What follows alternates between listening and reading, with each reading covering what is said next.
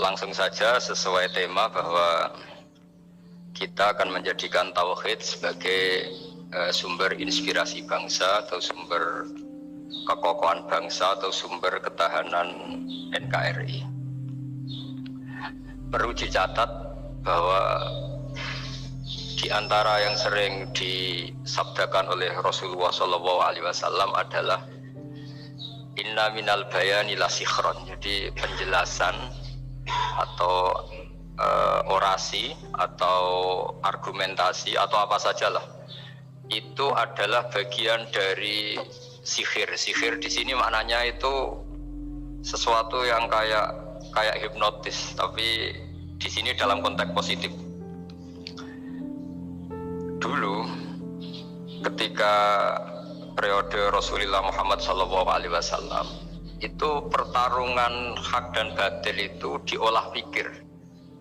Olah pikir yang diterjemahkan oleh artikulatif atau sistem verbal. Memang ini agak aneh. Jadi kalau mukjizatnya Nabi Musa itu fisik. Fisik itu misalnya melawan Fir'aun dengan kekuatan tongkat yang super dahsyat. Sehingga Laut Merah dipukul sama tongkatnya Fir'aun, kemudian tongkatnya Nabi Musa, kemudian bisa membelah jadi jalan, Fir'aun tenggelam. Begitu juga nabi-nabi yang lain ada kekuatan fisik yang bisa dilihat sebagai mukjizat. Tapi ketika Nabi Muhammad SAW jadi nabi itu pertarungannya itu ke sistem rasional. Dan yang enggak rasional itu dijelaskan dengan satu penjelasan yang seakan-akan rasional. Ini yang agak jelimet. Sehingga ada wala talbisul haqqan bil batil. Jangan mencampur adukan hak dengan batil. Saya beri beberapa contoh kejadian. Suatu saat itu ada orang kafir datang ke Rasulullah SAW. Kemudian bertanya, ya Muhammad, jika kambing itu mati betul itu, yang tidak disembelih, bangkel, itu yang mematikan siapa? Karena Nabi itu orangnya ummi itu lugu, ya yang mematikan Allah. Terus jawabannya si orang kafir tadi, agama kamu itu aneh, yang dimatikan Allah langsung haram, tapi yang lewat tangan-tangan manusia yang berlumuran dosa halal katanya. Sehingga terus jadi logika yang kok iya ya gitu. Harusnya yang dimatikan Allah langsung kan orisinil gitu. Sehingga orang terus terbelalak seakan-akan ini hebat ya. Dan resikonya Nabi Habib Fikri, resikonya itu nggak boleh fahisan mutafahisan. Corong Jawa Nabi ora oleh cangkem elek, itu resiko. Andai kan Nabi boleh cangkem elek enak, nak halal ya pangan kon. Kalau itu baik ya silahkan makan ya. Tapi masalahnya Nabi tidak boleh seperti itu. Andai kan tidak Nabi kan gampang, ya sudah kalau halal ya silahkan makan. Masalahnya Nabi tidak boleh apa? Nggak boleh berbicara kasar, tidak boleh berbicara buruk. Terus ada lagi beberapa kejadian yang seperti itu, yaitu masyhur. Suatu saat Sayyidina Ali didatangi seorang kafir juga Yahudi. Ali, kakimu angkat satu, diangkat sama Sayyidina Ali. Angkat dua-duanya, ya udah bisa. Gitu kok temanmu, maksudnya Nabi Muhammad mengklaim bisa naik langit, gitu aja kamu udah bisa. Jadi selalu pakai olah kata. Yang ketiga misalnya Muhammad, kita ini punya urusan banyak, punya problem banyak, dan Tuhan itu dianggap penyelesai problem, halul muskilat, yang bisa menyelesaikan problem. Pertanyaannya, kalau problem kita banyak, Tuhannya satu tidak cukup Muhammad. Kalau problemnya banyak, ya Tuhannya harus banyak. Sehingga ketika Nabi membawa tauhid, protes mereka, komplain mereka, aja'alal alihata ilahau wahida innaha adalah syai'un rujab. Masa Tuhan satu, wong problemnya banyak, urusannya banyak. Kalau urusannya banyak, itu hanya harus banyak. Nah, karena olah pikiran seperti ini, sebetulnya bukan olah pikiran ini, hakikatnya olah kata, karena ini tidak mewakili hakikat. Ya, saya ulang lagi, sebetulnya ini bukan olah pikiran atau olah akal atau olah kecerdasan, tapi olah kata, karena semua yang diomongkan ini tidak mewakili apa? Hakikat. Tapi faktanya itu terjadi. Sehingga mukjizatnya Rasulullah SAW itu tidak boleh berupa fisik kayak tongkatnya Nabi Musa, atau tabutnya Nabi Harun atau apalah yang sifatnya fisik. Karena ini tidak menjawab kecerdasan-kecerdasan yang terimplementasi oleh kata-kata yang dikatakan orang-orang kafir tadi, yang bisa memojokkan orang-orang kafir. Akhirnya Nabi diwarisi kecerdasan, dikasih kecerdasan oleh Allah Ta'ala, yaitu yang dikatakan fatona. Dan mereka memang suka, mempermalukan Nabi itu suka. Misalnya Nabi, karena sebagai Nabi, beliau tahu betul bahwa semua itu biadillah, di tangan Allah. Itu Nabi pernah ngendikan, la adwa wala tiarota, tidak ada penyakit menular. Lalu ada orang Yahudi atau orang siapa saja, orang bodoh lah yang jelas ini. Ada unta yang kena penyakit gudik, kalau orang Jawa bilang gudik apa, kalau orang itu agak apa? Kudis ini. Yang kena kudis ini dijejerkan sama yang waras. Ternyata yang waras sekarang jadi kudisan. Senang mereka karena bisa mempermalukan Nabi. Ya Muhammad, ini unta kena kudis. Ternyata yang waras tertular oleh yang kena kudis. Padahal kata kamu tidak ada penyakit apa? Menular. Itu problem-problem jadi Nabi di era Rasulullah SAW. Sehingga Quran datang dengan kecerdasan yang untuk menjawab itu. Makanya Nabi tidak pakai mukjizat fisik tapi mukjizat logika. Akhirnya Nabi diajarin Allah lewat Jibril yang dikira mereka yakin kalau menang dalam debat. Tapi Nabi balik bertanya, faman a'dal awwala. Jadi terjemahnya, kalau ini kena kudis karena tertular yang ini, lalu ini tertular siapa? Yang pertama tadi. Wah itu asli mat dari Allah ya, maksud saya itu. Jadi dia ingin contoh yang kedua yang tertular. Dengan itu berarti ada penyakit apa? Menular. Tapi Nabi tanyanya faman a'dal awwala. Lalu yang pertama kena kudis itu tertular siapa? Makanya kalau sekarang misalnya corona menular itu yang pertamanya dari siapa itu? Tidak tahu itu. Ya tidak perlu tahu, udah bidang kamu. Jadi ini saya mau cerita. Jadi logika-logika yang dibangun orang kafir itu sebenarnya bukan logika tapi olah kata. Dan orang kafir itu paling pintar. Karena mereka itu penyair. Penyair itu kalau sekarang modern mungkin mirip-mirip jurnalis atau mirip apalah. Bisa mengubah apa saja. Apa yang sebetulnya baik dikesankan buruk atau sebaliknya. Sehingga ini menyusahkan karena Nabi harus ngendikan hakikat, harus mengatakan sesuatu yang nyata dengan bahasa yang benar. Sementara mereka mengatakan kebatilan dengan penjelasan yang baik. Ini ribet kan? Sehingga dalam banyak percekcokan ya. Itu susah dicari jalan tengah karena sama-sama mirip, kebenaran ini sama-sama mirip. Jadi misalnya yang masyhur dalam satu peristiwa besar konflik antara Sayyidina Ali dan Sayyidina Muawiyah. Itu konflik yang nggak bisa diedarkan gara-gara kalimat, gara-gara kata-kata. Makanya sekeras-kerasnya pedang atau senjata itu masih keras apa? Kata-kata atau polemik lah atau apalah. Karena sekarang itu agak susah membahasakan. Ketika konflik Ali dan Muawiyah itu ada orang bilang, ya sudah, nahkum bi kitabillah. Sudah sekarang kita kembali ke kitabillah. Itu mereka megang mushaf. Mushaf ini yang saya pegang namanya mushaf. Seakan-akan itu benar karena orang Islam harus kembali kepada kitabullah. Pertanyaannya lalu Ali kata Ali, fadorobal mushafa biyadihi. Sayyidina Ali nepuk mushaf ini keras sekali. Sal hadal mushaf kata Sayyidina Ali. Kalau kita harus kembali ke Quran, coba tanya ini. Mushaf ini ya, mushaf seperti milik saya ini.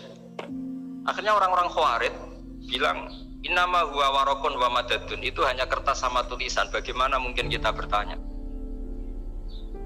Pas itu adalah orang Khawarij itu orang yang nggak mau ngakui Ali, juga nggak mau ngakui Muawiyah. Dan Sayyidina Ali sama Sayyidina Muawiyah sudah sadar mau bikin mediator, mau bikin solusi jalan tengah. Jadi sebenarnya dua beliau itu orang baik. Gara-gara diprovokasi orang Khawarij terus jadi bentrok. Orang Khawarij bilang nggak ada Ali, nggak ada Muawiyah, yang ada adalah kitabullah, yaitu mushaf. Benar, secara zahir benar, memang orang Islam harus kembali ke mushaf. Tapi Sayyidina Ali pinter, sal hadal mushaf. Kalau gitu tanyakan mushaf itu. Ketika Sayyidina Ali dan Sayyidina Muawiyah sudah sepakat bikin perdamaian. Akhirnya singkat cerita, innama huwa rokun wa wadadun, kata orang-orang Khawarij itu hanya kertas dan pena. Kenapa bisa disuruh atau diminta jawaban. Terus kata Sidina Ali, nggak bisa toh kamu tanya Mus'ab, ya nggak bisa. Makanya tanya saya katanya. Akhirnya Sidina Ali memberi penjelasan, wa in khiftum shiqaqa bainihima fab'asu hakamam min ahli wa hakamam min ahliha. Jika dua mempelai suami istri itu ngalami konflik, di mana-mana orang konflik orang ini serasa seneng nek. Kita kalau sedang marah, semuanya lah kalau sedang marah sama istri itu orang ini serasa seneng. Jadi sing ganteng kira kita gantengnya seketok elek etok. Sehingga kalau ngomongi anaknya, dasar nakal kok bapaknya gitu. Bapaknya gitu, nanti dasar cerewet kayak ibu Makanya alhamdulillah banyak anak kita yang mewarisi nakalnya bapaknya dan nakalnya ibunya. Karena sabdonya mesti seperti itu. Jadi anak kita ini korban cara ngomong kita. Maka kita tidak wali itu harus syukur karena omongannya nggak mandi. Itu kalau kita wali, itu anak kita jadi orang buruk semua. Karena kita ngomong dasar goblok kayak ibu dari ibu dasar nakal kayak bapak berarti anak kita punya status goblok dan nakal. Tapi alhamdulillah yang ngomong itu tidak wali sehingga diabaikan saja sama Allah. Gak penting omongannya orang tidak wali itu udah penting.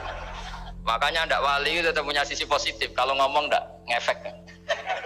Tapi kalau wali itu direspon sama Allah langsung ya. Tapi kalau wali ya tidak ngomong gitu. Tapi jadi kalau orang nggak suka itu nggak boleh ketemu karena tambah benci sehingga butuh mediator. Itu sudah ini termasuk ilmu psikologi Quran. Kalau orang sedang tidak cocok itu nggak boleh ketemu pakai apa? Mediator. Jika suami istri sedang konflik itu sebaiknya seharusnya atau sayugyanya itu kirim mediator. Fab'atsu hakamam min ahli wa hakamam min ahliha yurida islaha yuwaffiqillahu bainahuma. Terus kata Sidina Ali, wa amru ummati Muhammad a'zamu min amri rajulin wa imra'atin. Dan urusan umat Muhammad yang kita sedang konflik dengan kekuatan besar dan bisa pertumpahan darah itu lebih ngeri timbang urusan suami dan istri. Itu saja solusinya mediator. Artinya sesepele itu urusan pribadi saja Allah menyuruh ada mediator. Apalagi urusan kita yang lebih dahsyat. Akhirnya mereka ngakui cara istimbat, cara ngambil kesimpulan Sidina Ali. Jadi ini masalah-masalah yang orang bilang seakan-akan benar. Sudah kita kembali ke Quran, kembali ke Quran. Quran yang mana? Wong kamu tidak paham. Lama-lama tanyanya cetakan mana ini? Ribet kan? Makanya saya ini bikin gerakan besar-besaran. Yang dulu saya ngaji tafsir lama sekali dengan Mbah Mun, ngaji sama bapak saya. Sekarang alhamdulillah sering diskusi sama Pak Quraisyab karena kita ini butuh dan saya punya teman akrab Gus Zofur juga doktor tafsir. Ya kalau kamu ingin tak sebut ya punya teman kalian semua untuk mengkaji apa? Tafsir. Itu memang kita butuh. Karena Quran itu teks. Teks itu harus difahami ahlinya karena tapi ketika orang ngomong ayo kita kembali kitab buah, kembali ke kitab buah itu kembali yang apa? Terus tentang apa? Sehingga banyak orang yang entah saking angkuhnya, entah saking benarnya tidak tahu. Saya tidak mau kembali kepada Quran. Kenapa? Saya tidak pernah keluar saya di situ. Kembali itu kan sudah keluar baru kembali. Itu entah saking angkuhnya, entah saking benarnya tidak tahu. Mau kamu katakan angkuh ya masuk akal. Saya tidak mau kembali. Saya tidak pernah keluar. Memang saya sudah di situ. Bener mana? Bisa jadi ya sudah ini itu wilayah yang nggak jelas. Tapi bahwa mukjizatnya Nabi itu menerangkan sesuatu yang kayak iya kayak enggak. Karena orang kafir itu pintar mengemas kebatilan sebagai kebenaran. Jadi enak zaman Nabi Musa ngadepi Fir'aun yang karuan salah. Nabi Muhammad itu enggak. Ngadepi satu komunitas yang mereka punya jargon yang seakan-akan benar. Misalnya Ka'bah itu sakral, Baitullah. Orang kafir itu percaya keramatnya Ka'bah, percaya sehingga mereka kalau bikin berhala itu harus dekat Ka'bah, bentuk barokah Ka'bah. Kurang ajar gimana? Maka berhala-berhala itu paling banyak di dekat Ka'bah karena supaya apa? Dapat barokahnya Ka'bah. Ribet kan? Kamu kafirkan tuh percaya barokah Ka'bah, tidak dikafirkan itu kurang ajar. Ka'bah kok jadi ruwet. Ribet banyak ngadepi. Itu susah memang ngadepi logika ya. Makanya kan apa ya kayak kita ngerawat anak itu. Mau dilonggar nanti manja terus goblok, mau dikerasin nanti minggat, ribet kan. Jadi ngelola kebenaran itu tidak gampang. Lalu Nabi datang bil haqqil bayyin, dengan kebenaran yang nyata. Dimulailah dari surat diantaranya lam yakunil ladzina kafaru min ahlil kitab wal musyrikina munfakina hatta ta'tiyahumul bayyinah. Bayyinah itu siapa? Rasulun minallah yatlu suhufam tahara.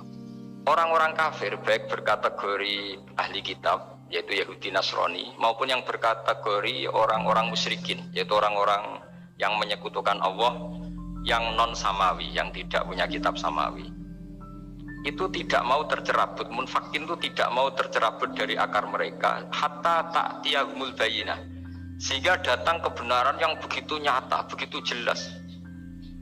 Saking jelasnya siapapun mau tahu dan gak bisa dibatalkan oleh apapun, termasuk oleh perilaku sosial. Siapa itu? Rasulun minallah yatlu suhufam mutahharah, itu yaitu Rasulnya Allah yang membaca lampiran-lampiran suci, yaitu Quran. Sehingga Nabi datang dengan analogi pembanding. Orang-orang yang berpikir Tuhan harus banyak karena urusan itu banyak, problem banyak. Lalu Nabi bikin analogi. Andaikan kamu sebagai pembantu yang punya majikan banyak, perintahnya beda-beda, kamu mau enggak? Ya enggak mau, enggak enak Muhammad kalau punya bos banyak, perintahnya beda-beda, semuanya egois harus dituruti, enggak mau. Enak mana sama punya majikan satu? Enak satu Muhammad. Ya sudah, Tuhan kamu itu majikan kamu. Kalau banyak-banyak bingung kamu perintahnya banyak nanti. Terus mereka mau, ya sudah Tuhannya satu saja. Jadi karena mereka mau tidak mau harus berpikir kalau Tuhan banyak berarti perintahnya banyak, memuaskan satu Tuhan dibenci Tuhan yang lain, memuaskan yang lain dibenci yang lainnya, pokoknya ribet. Hari ini minta dilayani, Tuhan yang satu minta dilayani, itu kan ribet. Jadi Nabi itu pakai logika yang gampang. Makanya ketika Allah menjelaskan itu, ketika Allah dorobawa masalar rojulan fihi syuraka umutasyakisuna wa rojulan salamal birojul hal yastawiyani masalah. Alhamdulillah Allah bikin satu perumpamaan, ada orang yang punya majikan banyak, yang satu punya majikan hanya satu. Hal yastawiyani masalah, nasibnya enak mana? Enak yang punya majikan satu karena standarnya jelas, SOP-nya jelas.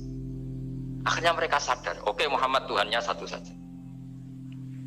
Lalu dalam pertanyaan-pertanyaan yang lain, misalnya tadi masalah Sayyidina Ali, masalah dibully lah kalau sekarang itu Nabi menjawab ya dengan rasional. Karena mau tidak mau. Karena Nabi tidak dibolehkan pakai mukjizat zaman itu. Untuk awal-awal jadi Nabi itu nggak boleh pakai mukjizat. Karena mukjizat itu punya sisi yang sangat-sangat fatal, yaitu kalau Allah sudah menurunkan mukjizat, itu sekali nggak diimanin itu harus ada azab. Nabi ingin umatnya itu nggak kena azab. Makanya ketika Allah Ta'ala wa ma mana'ana an nursila bil ayati illa an kadzdzaba bihal awwalun.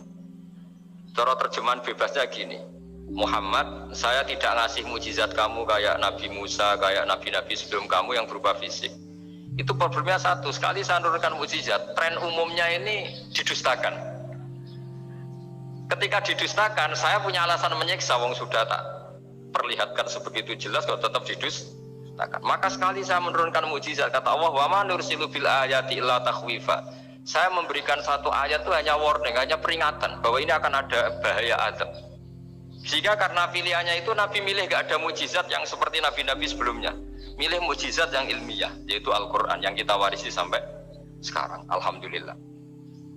Karena kata ulama-ulama, nah ini pentingnya penjelasan, andaikan mukjizat kita itu hanya tongkat, maka hanya ada di museum. Kita lihat tongkatnya Nabi Musa, mungkin klaimnya ada di Turki. Mukjizat tabut kita lihat lagi di mana lah tempat di museum.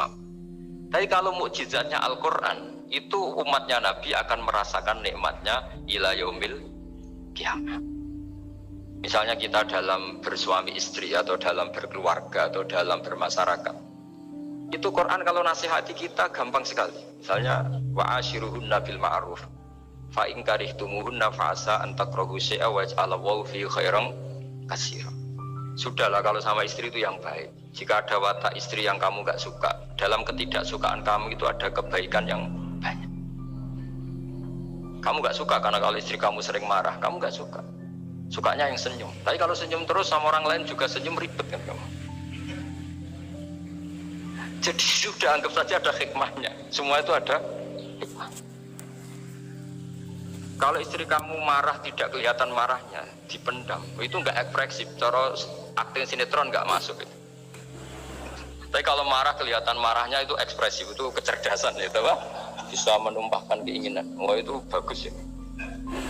Jadi disuruh lihat sisi apa? Positif. Imam Syafi'i itu pernah ketemu seseorang yang di depan beliau cium tangan hormat. Suatu saat dikasih tahu sama santrinya yang lain, orang yang mencium kamu wahai Imam Syafi'i itu di belakang ngerasani kamu, bully kamu.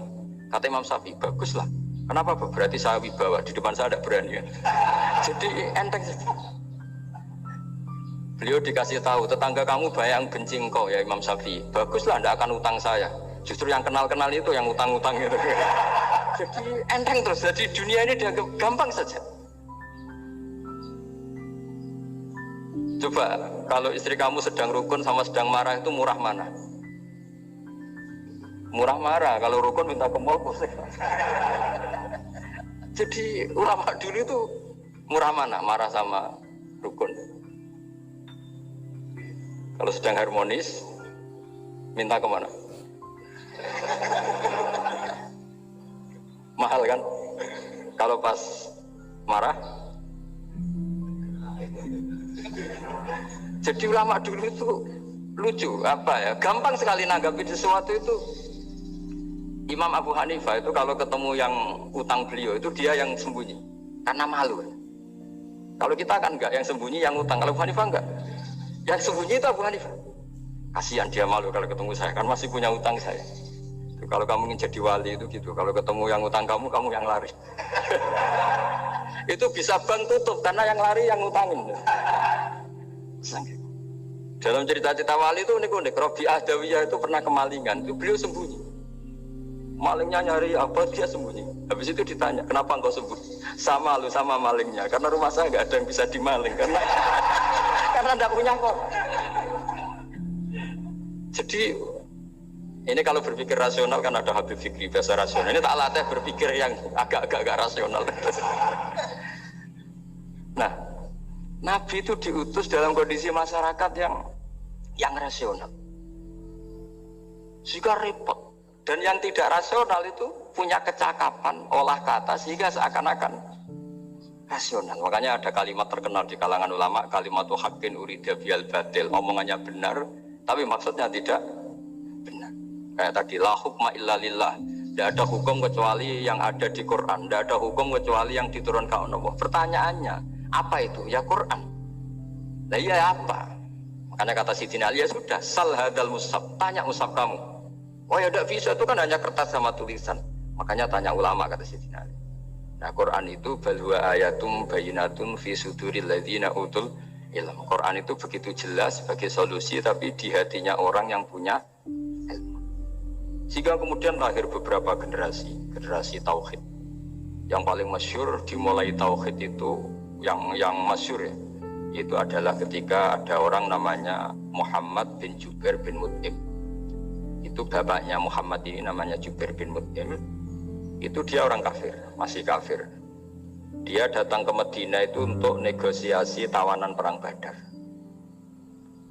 Dulu beberapa orang yang negosiasi sama Nabi itu ya nunggu di masjid. Singkat cerita, Nabi sholat maghrib baca surat Wattur wa kitabim mastur fi rokim mansur wal baitil ma'amur was saqfil marfu wal bahril masyur. Terus dia dengerin sampai Allah tanya, am khuliqu min ghairi syai'in. Kalau kamu tidak ngakui saya sebagai Tuhan, kata Allah, silahkan Anda berpikir bahwa alam raya ini dimulai dari ketiadaan. Atau kamu sendiri merasa sebagai pencipta alam raya ini, pencipta langit dan bumi. Itu namanya am khalaqus samawati wal ard. Itu orang itu disebut dahiyatul Arab, orang paling cerdas di Arab. Itu dia bingung. Dia selamanya kafir. Cara berpikir menuhankan berhala, Lata, Uzza, pokoknya menuhankan makhluk lah. Terus dia mikir, Muhammad ini kacau ya. Akal saya dihabisin, kata dia. Jadi cara berpikir dia pakai akal. Dia tidak percaya mujizatnya Quran, tapi dia bilang Muhammad ini kacau, akal saya dihabisin. Akhirnya Nabi setelah salam dia menyatakan Islam. Karena kata dia, Muhammad, akal saya habis oleh apa yang kamu baca. Nah, ini saya mau menerangkan tauhid sebagai inspirasi. Yaitu logikanya gini, langit bumi ini kan wujud itu punya eksistensi. Kalau langit bumi ini wujud, alam raya ini nyata, lalu kamu mengatakan sebelum alam raya ini ketiadaan, berarti ada satu kesimpulan ketiadaan menciptakan yang ada. Itu malah gendeng bareng. Logikanya kan nggak kena. Al-adamu yakhluqu maujudan, sesuatu yang nggak ada menyebabkan atau menjadikan sesuatu yang ada. Akhirnya, padahal pertanyaannya tadi gitu, ya sudah kalau kamu nggak percaya saya sebagai Tuhan, sebagai pencipta awal, sudah ada usah Tuhan-Tuhanan. Tapi ya mari goblok bareng dengan mengatakan bahwa alam yang ada ini diciptakan oleh sesuatu yang tidak ada. Jadi cuber, saya tidak mau goblok Muhammad, sudah iman saja saya, karena saya tidak mau goblok. Jadi agama ini datang dengan keceriaan berpikir. Sehingga Ibnu Hajar al-Asqalani mengatakan hadatin ja'a bil iltizat al-aqli. Agama ini datang dengan kenyamanan berpikir. Coba kalau Anda seorang profesor atau seorang doktor atau seorang ilmuwan, kemudian Anda diajak goblok dengan teori baru bahwa sesuatu yang ada itu diciptakan oleh yang tidak ada. Mau enggak kamu? Mau semengira sesuatu diajarin sesuatu yang ada diciptakan oleh yang tidak ada.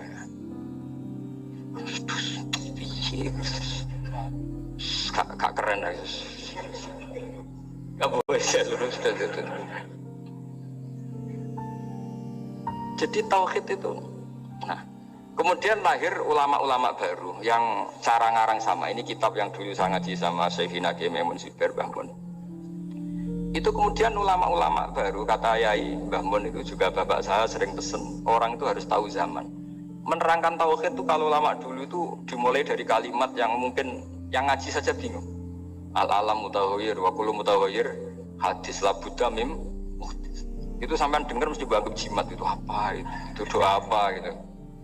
Doa jalbu rizki apa gitu. Padahal itu logika.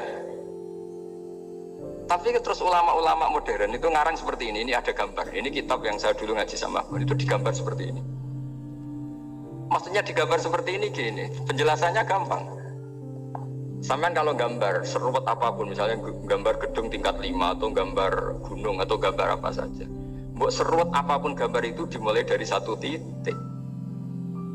Jadi hadhil awalim kulluha, bahwa alam semua ini dimulai dari nuqtatil wujud, ada titik wujud. Dan karena ini wujud penyebab harus bersifat awal, makanya Allah itu selain wujud harus bersifat al-awwal, kalau bahasa pondok al-qadim. Karena tidak mungkin yang menciptakan kemudian kalah dulu dengan yang diciptakan. Begitu juga Imam Al-Amudi. Imam Al-Amudi itu jadi wali itu karena dia ahli matematika. Sampai muridnya itu eskal, ini guru saya masuk surga enggak, kalau ngajar itu senangnya ngajar matematika. Beliau ahli usul fikih, ahli fikih, tapi senangnya ngajar matematika. Sampai muridnya sanksi, ini masuk surga enggak ya? Walhasil dalam cerita keramat beliau, sama ndak usah terus saya tidak percaya, kamu tidak wali, gue tidak percaya gimana? Ribet sekarang itu, orang kalau nggak nekuni sesuatu terus nggak percaya, ribet kan? Itu beliau masuk surga itu dijamin dapat surga itu karena ngajar matematika. Tapi di hati beliau hanya satu, matematika adalah satu ilmu yang dimulai dari angka 1. 0, itu tetap dimulai dari 1, nggak bisa.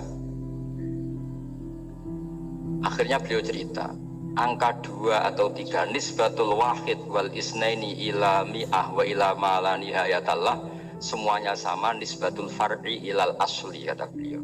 Bahwa angka 2, 3, 1000 sampai 1 miliar itu perbandingannya dengan angka 1 apa hubungannya? Al far'i ma'al asli, yaitu angka 2, 3 adalah cabang dari angka 1. Jadi alam raya sebanyak apapun, ada galaksi, ada Mars, ada apa saja, tetap dimulai dari wujud yang satu, yaitu wujudnya Allah Subhanahu wa Ta'ala. Jadi beliau menjadikan matematika sebagai alat perangkat untuk tauhid, bahwa alam raya ini dimulai dari al-wujudul wahid, wujud yang satu. Makanya qul huwallahu ahad, Allahus somad, lam yalid walam yulad, dan seterusnya.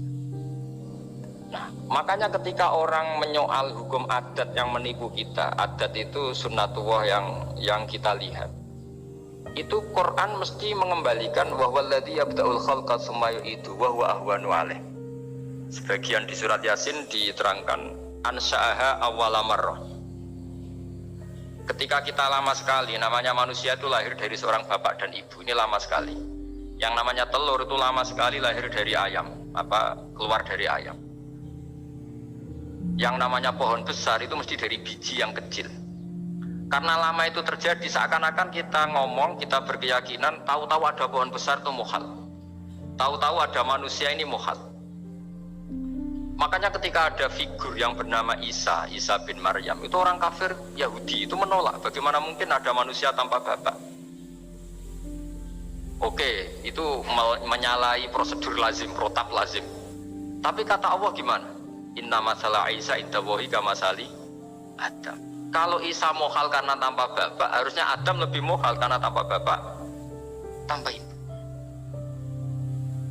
Jadi artinya apa? Allah tetap mengingatkan bahwa kudroh saya yang pertama itu menjadikan semuanya mungkin tanpa perangkat adat. Maka kitab ini yang saya baca ini, milik Said Hussein Afandi ini, itu menjelaskan bahwa hukum adat itu menipu. Saya ulang lagi, hukum adat itu menipu. Ketika ayam mengeluarkan telur kemudian menjadi ayam lagi. Terus kita berdebat, telur sama ayam dulu mana? Menurut Anda milih mana? Milih apa? Telur. Kalau ini, yang kubu sebelah ini. Ayam apa telur? Telur. Ayam. Ayam lahir dari. Nah, pertanyaannya begini kalau menurut tauhid. Ketika lazim kalau telur itu nanti suatu saat jadi ayam, terus ayam kemudian lazim mengeluarkan telur. Ketika Anda mengatakan mungkin kontribusi Anda terhadap kemungkinan itu apa? Kan sama, Anda tidak ikut menciptakan. Wong tidak ikut menciptakan kok menvonis mungkin dan tidak mungkin, kamu itu hanya saksi. Makanya pertanyaannya Allah, loh ketika itu kamu anggap mungkin, kontribusi Anda itu apa? Kan hanya melihat. Kamu sendiri tetap tidak mampu bikin telur, Anda juga tidak mampu bikin ayam. Artinya meskipun telur jadi ayam, ayam jadi telur sampai kiamat, tetap ada kontribusi kudrohnya Allah Subhanahu wa Ta'ala. Bukan berarti berdiri sendiri. Wong kamu yang bilang mungkin ya nyatanya enggak berkontribusi. Sehingga kalau suatu saat Allah bikin telur dari batu atau ayam keluar dari batu, bagi Allah itu enggak masalah. Tapi bagi kamu masalah. Bagaimana mungkin hewan keluar dari batu? Ini logikanya gimana? Loh, memangnya ketika telur dari ayam itu logika kamu gimana coba? Kamu ikut bikin enggak? Nah ini di sini pentingnya mukjizat. Akhirnya Allah bikin mukjizat, ada satu onta besar keluar dari batu, yaitu mukjizat Nabi Kamu memasalahkan, ini gimana onta kok keluar dari batu? Lalu kalau Allah tanya kamu, gimana telur keluar dari ayam? Loh, ini biasa Gusti mungkin, memangnya kamu bisa? Berarti bagi orang yang tauhid, yang wali, keluarnya ayam dari telur sama onta dari batu itu nisbatnya sama. Sama-sama semuanya di luar kontribusi kita. Kenapa yang satu kamu katakan mungkin, yang satu kamu katakan tidak mungkin? Toh kamu sama-sama tidak terlibat. Itu cara berpikir tauhid. Artinya apa? Orang-orang wali atau orang-orang alim meskipun melihat telur keluar dari ayam tiap hari tetap subhanallah, subhanallah, Allahu Akbar. Karena ini keajaiban. Tapi kamu kan enggak taunya ajaib itu yang aneh-aneh itu.